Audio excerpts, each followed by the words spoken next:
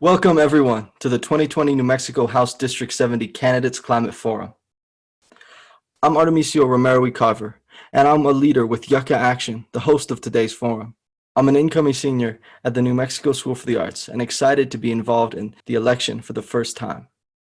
Hi, I'm Yang. I am from the Diné Nations and another leader of YUCCA Action. I am a proud member of the 2020 graduating class. I am going to Fort Lewis in the spring. I am excited to be a first-time voter in this year's election. My name is Seneca Johnson, and I'm also a proud member of the 2020 graduating class, and I'll be heading to Yale University in the fall. I'm also excited to be a first-time voter in this upcoming election. On behalf of the whole YUCCA Steering Committee, thank you so much for being here. As you might know, YUCCA stands for Youth United for Climate Crisis Action, and we are young people from communities throughout northern New Mexico who are protecting our communities and our futures by demanding urgent action on the climate crisis. One important aspect of our work is holding elected officials accountable. That work starts with being actively involved with elections. YUCCA Action is our C4 that we launched this year. We published a climate voters guide this week, and today we are hosting candidates forums for two key New Mexico House District races and the District 3 congressional race. Please check out our voters guide before you cast your ballots. You can find it and these forums to share, as well as our PRC forum on our website, www.yuccaaction.org. We are extremely excited that you all are joining us, and we're very grateful to our candidates for taking this time in the last leg of their campaign to consider important questions about the climate crisis and share with voters what they plan to do. The COVID-19 crisis has presented great challenges for our communities and our economy. It's also meant unthinkable tragedy for those who've lost loved ones and are still grieving. We know that in the midst of all this, our communities are struggling to engage in political decision-making processes and in the upcoming elections. But it's all the more critical that we stay engaged and ensure that the decisions about relief spending, budget cuts, and planning for recovery and transition include the voices of our community and center the needs and visions of those most directly impacted. This is why YUCCA, in the midst of our mutual aid efforts, is making sure to take the time to help our community members stay engaged in the election. As you know, the 2020 election was already going to be a defining moment for our climate movement. With the mandate from the world's leading scientists that emissions must be reversed by 2030, we know we have absolutely no time to spare. And even as the world is still reeling from the COVID-19 pandemic, the weather is still warming up and we are faced with the threat of drought, wildfires, heat waves, and hurricanes that will put even more people's safety and well-being at risk. We have an enormous opportunity and responsibility to rethink the way our economy is structured, how resources are distributed, and how we care for one another and the earth.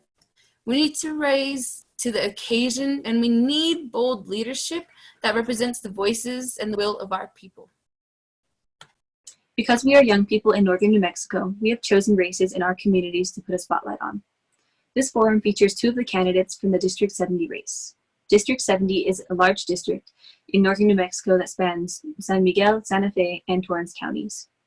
The current House District 70 representative is Tomás Salazar. This year, he is not running for re-election. Voters in House District 70 have the opportunity to elect new representation. We sent our candidate questionnaire and invitation to our candidate forum. The two candidates who responded to both our questionnaire and forum are Robert Anaya and Anita Gonzales. We are honored to have them here and grateful that they took the time to share their vision and plans to transition our state's economy and how they would work to protect our environment and communities if elected. Each candidate was given 2 minutes to respond to each question. So without further ado, let's hear the questions and responses from our candidates. 2020 is a critical election year. What motivated you to run for office? What is the vision that motivates you, and what changes are you hoping to make?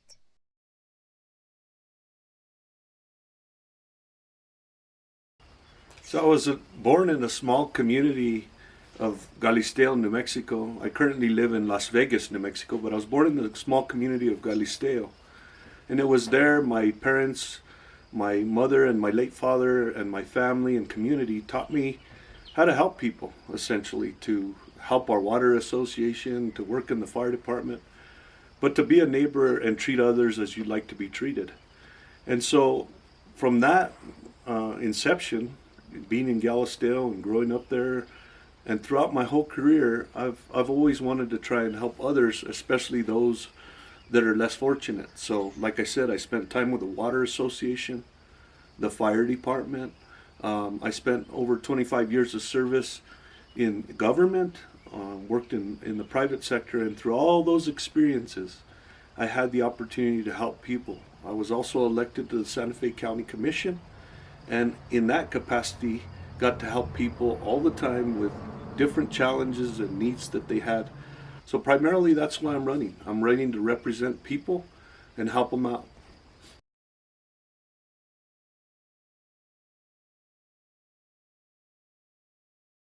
So when I decided to run for office, I wanted to base my campaign off of 3 specific principles: of community, of service, and of experience.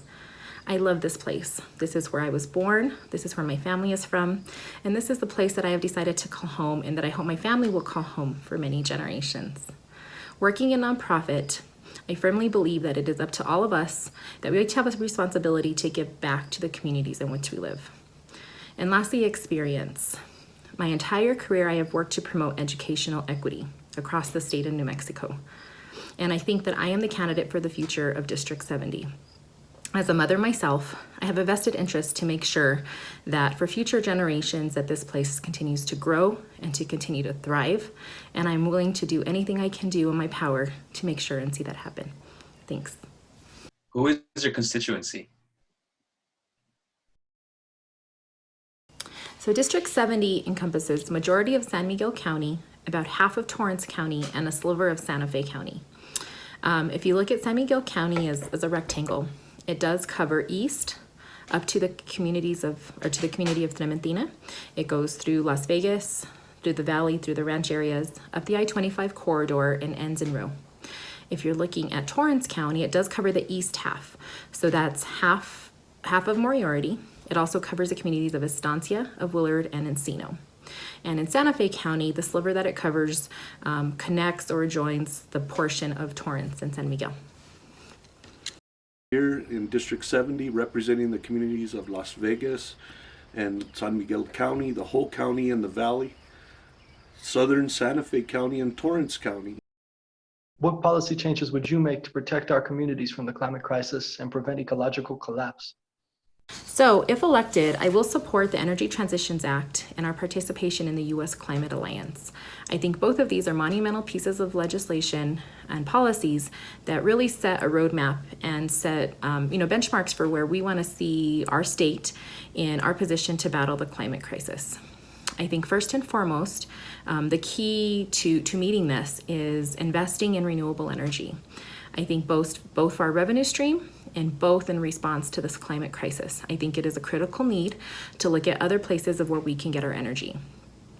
Beyond that, I will support responsible agriculture, groundwater management, and looking into policies and anything to help reduce our emissions, whether that be through zero emissions vehicles or different policies. But when making these policies, looking at the true impact to all of New Mexicans and the personal cost and how we can look to reasonably meet these demands. Thanks. Well, I think it's important in this current climate crisis that we take aggressive steps to try and make a transition away from fossil fuels without question.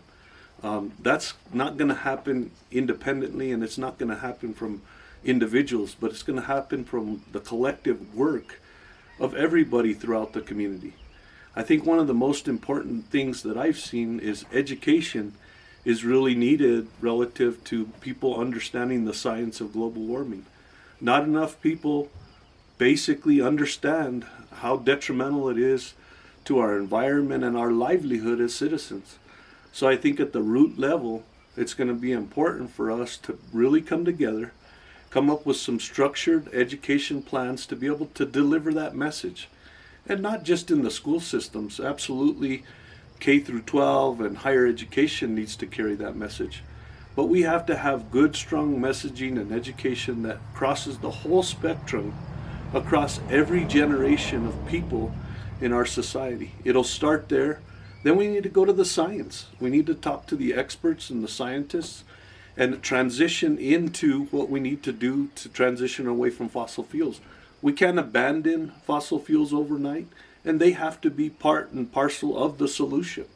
In some of the other states in America, we've seen that the oil and gas industry has done a lot of the renewable projects. And so it's a collective effort across the entire spectrum of our citizenry.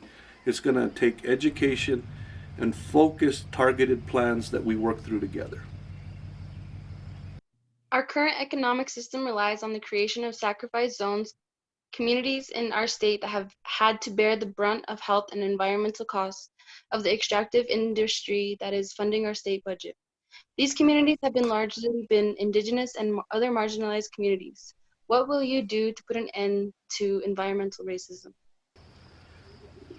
When you look at our society across not only the United States but globally, it's not hard to discover that those communities that, like you've said in your question, have been the most marginalized, the most poor and impoverished, have been the communities that have been saddled with the burdens of our waste. Whether you think about landfill placement or correctional facilities or many things in society, including the extractive industry, what you're referring to is oil and gas.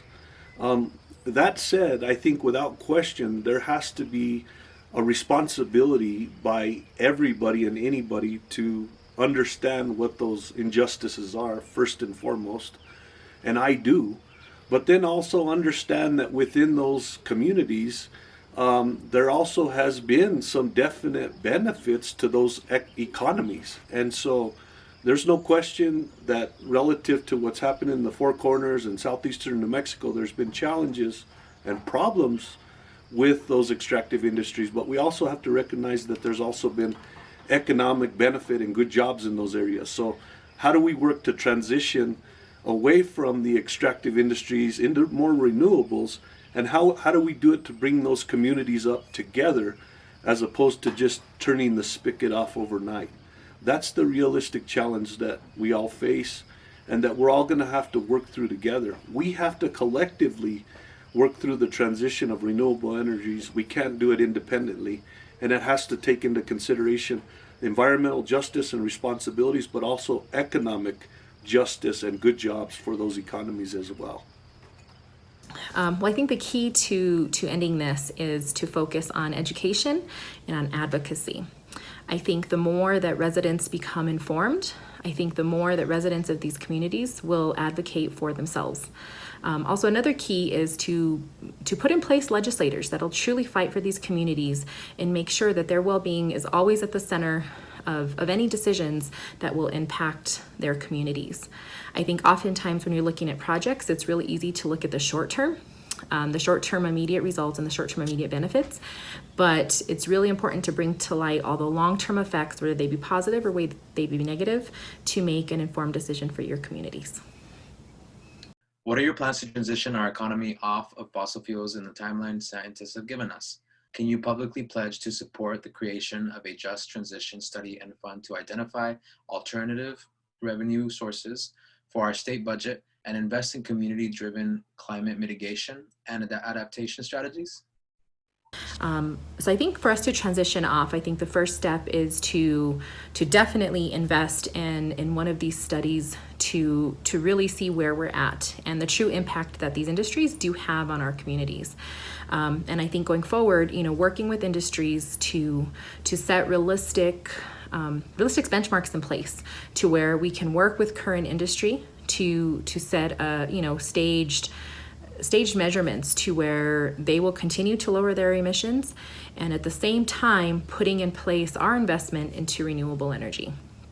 I think we need to look at how best to go from personal renewable energy, such as personal solar, to then looking into investing into possible community solar or using solar or wind energy as an export for our state. I think is going to be critical in our future years going forward. So that's an excellent question. And so the immediate response is, if we don't mitigate environmental matters, we won't have an earth to live on to be able to be existent as a being, as people, and as animals and creatures. So there's no question we have to have mitigation and transition measures.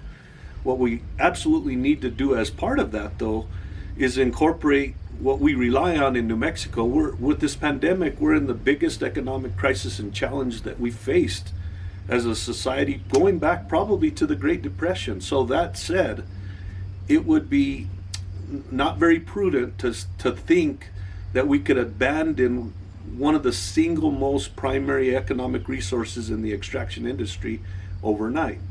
So we have to understand that reality, get back on our feet quickly, as quick as we possibly can, working collectively together. And then we're going to have to work, as you've suggested, to make sure we diversify our economy. And so those things have to work together in the short term and then work together in the long term. We cannot abandon or think individually or ideologically that we can do it and there's a one-size-fits-all. We're going to have to look at ecotourism, expanded agribusiness, whatever mechanisms we can in the state of New Mexico, relying on what resources we have to improve and create that diversified economy. First and foremost, we have to have a solid structural education system that goes from the bottom of the list nationally towards the top, so that once we create job opportunities and an economic base, we can bring people that can live, raise their families, and have a high quality of life in New Mexico. So all of those things coupled together will help us diversify. Given its recent collapse, describe the role or lack of role that you believe the oil industry should have in New Mexico's future as a state. So I've said it many times, and I say it respectfully to every single interest group that's advocating for climate understanding and the recognition of climate change and advancing the needs we need to transition away from oil and gas.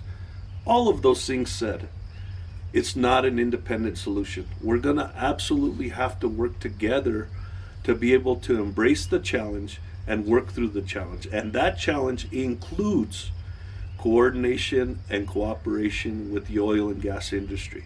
Like I've said, in Texas, for example, renewable wind, renewable solar is happening because there is the recognition that there has to be a transition, and frankly, there's always going to be some profit motive associated with new industry. So that we have to embrace and understand as well. And so that reality is going to fully bring us into a situation where we have to utilize the collective resources across the spectrum, including the left, the right, and bringing things together to be able to work through that solution. Well, for the past many years, the oil industry has been a backbone of our economy. And I guess a true backbone of our energy distribution and of our export market. So I think going forward, I think it's really important to look at industry leaders and the communities in which these industries affect. I think everyone can agree that climate change is real and that we all need to do our part towards meeting steps to addressing this climate crisis. I think a lot of the oil and energy companies have worked towards already meeting some benchmarks, looking at ways where they can extract cleaner energy, and I hope that continues. The other thing is, looking to work with them in partnership to where a lot of our energy companies or a lot of our oil companies are now transitioning to becoming energy companies, realizing the need for this diversification in their energy portfolio. I think it is really important that we as a state support this transition, and we welcome any help that these industries can provide, as they have been supporting many of our communities for quite a while. So looking to the future, I see there could be a possible future with shared energy with our oil industry, if requirements are met, if there is that commitment towards cleaner extraction and environmental responsibility. But this will take, either way, it's going to take time, and it's going to take different stages to get lots of things in place to where we can truly meet our responsibility to address the climate crisis. Climate crisis is an inherently multi-generational issue. As a politician, what legacy do you want to leave for us youth? And what do you believe your responsibility is to those who come after you? So I do think that this is multi-generational. I like to think of myself as that candidate for the future that can look to where we've come from and to really appreciate all the industry has provided us. But I also look at myself as being able to see progressively into the future to look to bring new policies and new changes. I think my generation, or us as politicians, I think we have a responsibility, one, to admit that the climate crisis is real. And two, to make real and lasting policies that can make effective change. As a mother, as I mentioned before, I think it is really important to all of us to understand that whatever decisions we make today will impact the youth of tomorrow. I want my son to enjoy a clean earth. I want my son to be able to enjoy the outdoors as I have had. I want my son to participate in an economy that values environmental stewardship. I think there are a lot of things that I wish and hope to leave a legacy, not only for my son, but for other youth going forward. So it's a massive responsibility. I'm a father, and I have children, and across the spectrum, every generation is impacted by what we do now and what we plan to do and how we plan to do it for the future. So without question, everything we do is multi-generational and requires that understanding and education. I'll use this forum as an example. In running for District 70 in this campaign, there's been 2 entities that have reached out to provide and ask for information and feedback like you have. The Young Democrats of New Mexico and you, YUCCA, this young group. And so your progressive, your aggressive and progressive attitude to facilitate change is what we need more of across the spectrum. I was hopeful when I was engaged in this race that we would have many more forums that were across the whole spectrum of people in District 70. But sadly, there hasn't been as many that have stepped up like you guys have. Yes, there's been other special interests that have sent out questionnaires, that I've answered questionnaires around a specific perspective, but there's only been those 2 groups, you and the Young Democrats, that have said, here's questions across a broader spectrum. So I think more of that needs to happen. It has to be multi-generational, and we have to include our young generation in the decision-making process so that we work together through those challenges, but across every generation as well. Now, please share your closing statement. So in closing, thank you for your time. Thank you for allowing me to share some of my viewpoints with you today. And I would appreciate your support going forward. So any further information, you can look at anitafornewmexico.com, and together we can be the change. Thanks. So first and foremost, I want to thank you for doing this forum and for using technology and the system together as a team to get through this particular forum. I think it was creative, innovative, and I think it will help get the message out. I want to let you know that I had some help, and I appreciate the help that I had to get through the presentation, but we made one cut of this because I thought, you know, it's important for me to say what I think is important to our community, but I think it's something you need to know that comes from in here in the heart, and it did.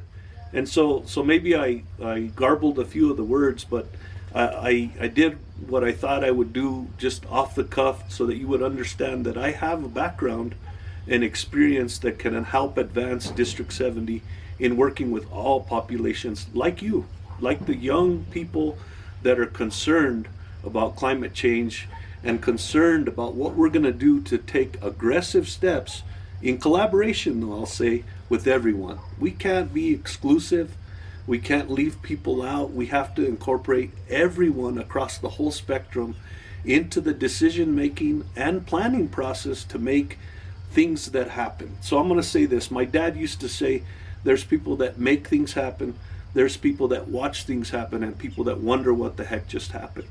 This video and your desire to get feedback from the candidates shows that you're the type of people that want to make things happen. So I think we all talk and we do planning and we can sit around and wring our hands, but at the end of the day, we have to work together to make things happen now not next week or next month or next year, but now. But we have to be thoughtful in how we make those happen so that we can do it in a progressive way that's transition and take steps forward. Thank you so much.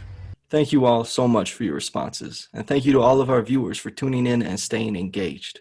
Early voting has started in New Mexico, and most absentee ballots have been mailed out to voters around the state.